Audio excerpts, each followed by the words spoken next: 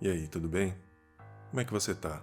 E a família vai bem? Como é que estão as coisas? Quais são as novidades?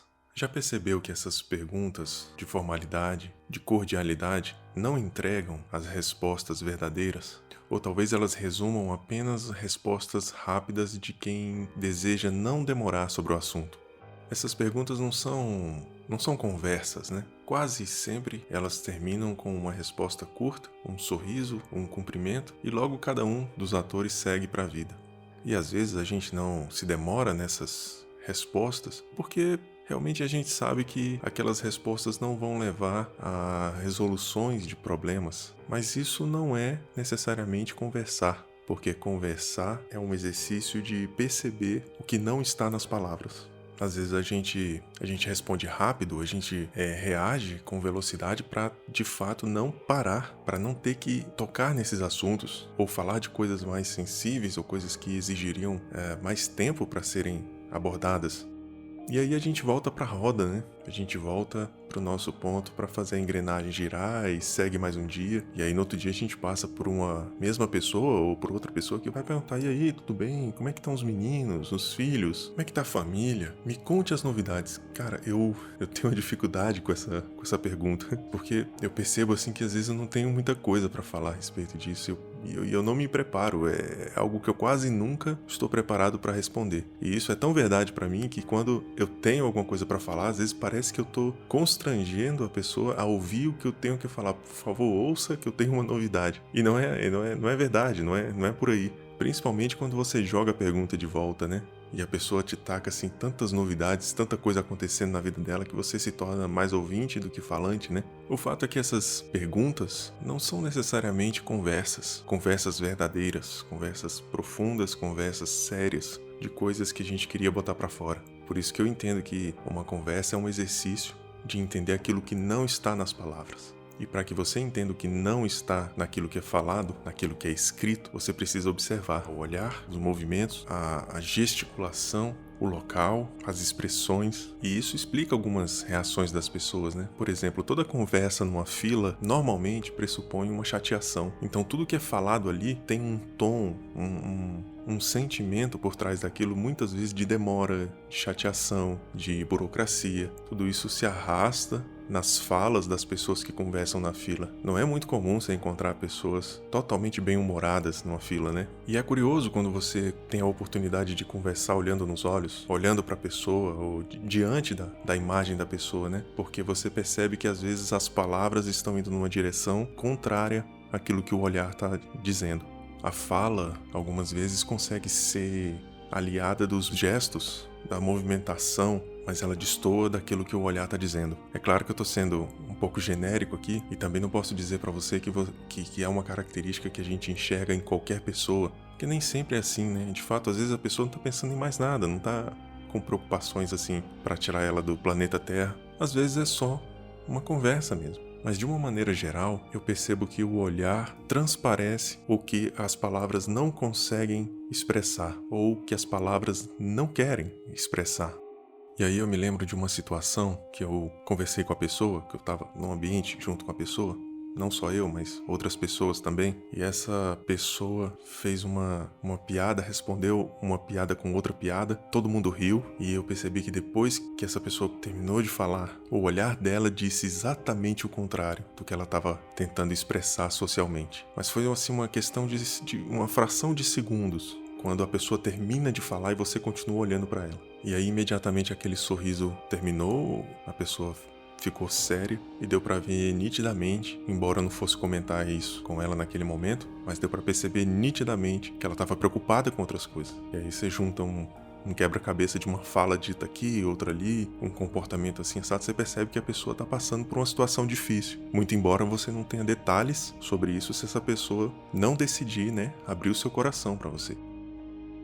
Algumas vezes a gente não percebe o quanto o nosso olhar mudou. Algumas vezes a gente não consegue ter a dimensão do quanto o nosso olhar era visto por outras pessoas como algo agradável, como algo que faz bem ao ambiente. E o nosso olhar está expressando aquilo que a nossa alma quer botar para fora. um desânimo, uma crise, medos, incertezas, um processo doloroso num relacionamento, a preocupação com o dia de amanhã, como que eu vou pagar minhas contas, a angústia de um coração preocupado com um ente querido que está adoecendo, que está passando por transições difíceis na saúde. Tudo isso vai se acumulando na nossa mente e a alma sufocada quer botar isso para fora, mas a gente sabe que às vezes, se a gente fizer isso, as palavras sairão sem nenhuma regularidade. Podem ser expressões intensas ou pode ser algo que não seja dito com a mesma proporção, com a mesma ênfase do que a gente está sentindo, porque é difícil, né? Às vezes expressar com palavras. Mas quando o olhar falta, quando o olhar é pequeno, quando a gente percebe que alguma coisa no olhar já não reproduz aquele brilho, aquela beleza, aquela alegria de vida que a pessoa tem, a gente percebe ali que tem uma coisa errada.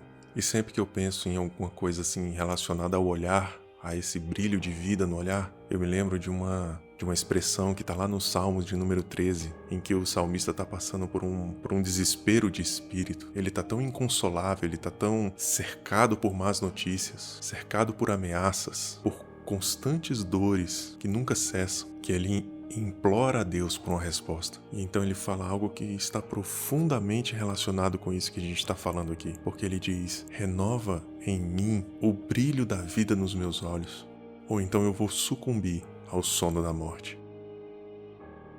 Esse é realmente um pedido sincero e do mais alto grau de desespero, porque ou o brilho da vida volta para os meus olhos, ou eu vou ter que fechá-los e me entregar ao sono da morte.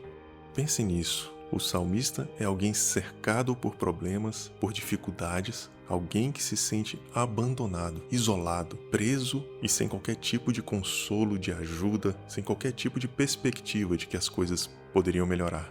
Mas o que ele pede para Deus é que Deus renove no olhar dele aquele brilho de vida.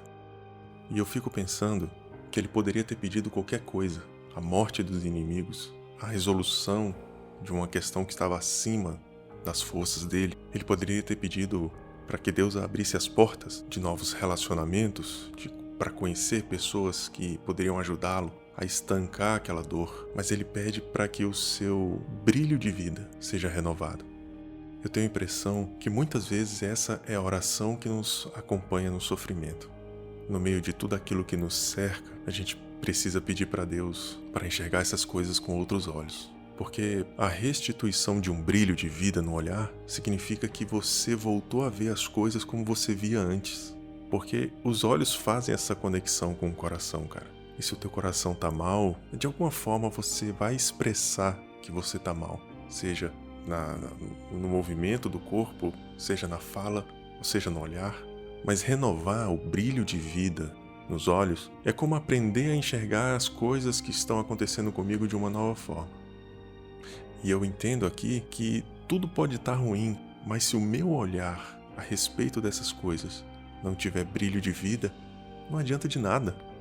E por que ele fala que ou é uma coisa ou outra, ou o brilho da vida renovado no meu olhar, ou eu vou me entregar ao sono da morte?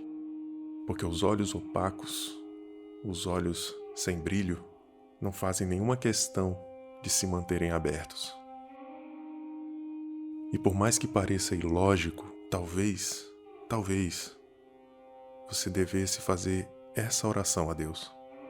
Já que você ora constantemente para resolver esses problemas e esses problemas ainda não foram resolvidos e eles estão te abatendo, te corroendo por dentro, talvez seja momento de orar e pedir a Deus que te ajude a ver com outros olhos, a ter brilho de volta nesse olhar. Esse salmo de número 13 começa com uma pergunta. O salmista diz: até quando? Até quando? Mas é curioso que depois de ter pedido a Deus para que os olhos voltassem a ter o brilho da vida, ou para que ele voltasse a ter claridade na sua visão, ou seja, para que ele voltasse a ver a vida de forma diferente, ele termina fazendo observações no futuro, como por exemplo: eu confio inteiramente no seu amor, e eu cantarei de alegria a sua salvação. Eu cantarei ao Senhor porque Ele mostrou a sua bondade comigo. É curioso isso, porque ele ainda não tinha nenhuma resolução do problema ali. Os inimigos continuavam perseguindo. O Senhor, Deus, parecia que estava escondendo-se dele, e toda vez que ele questionava a sua própria alma, ele só encontrava a sua alma em angústia. Ou seja, ele tentava achar uma resposta, mas só encontrava conflito dentro de si. Mas depois de pedir a Deus para que o brilho da vida, ou para que a vida estivesse novamente clareada perante o seu olhar, visível perante os seus olhos, ele começa não apenas a enxergar o que há diante de si, mas ele também enxerga o futuro. Ele enxerga essa oração sendo respondida, ele enxerga a alegria que ele sentirá quando Deus de fato o houver livrado de todo o mal. E aí ele diz: eu confio no seu amor. Eu confio no seu amor e eu cantarei de alegria pela salvação, porque o Senhor mostrou bondade para comigo. Que Deus nos ajude a restabelecer esse olhar. Que Deus nos ajude a olhar para a vida com outros olhos, mesmo diante de tanta dor que nos cerca. Fique em paz. Tchau.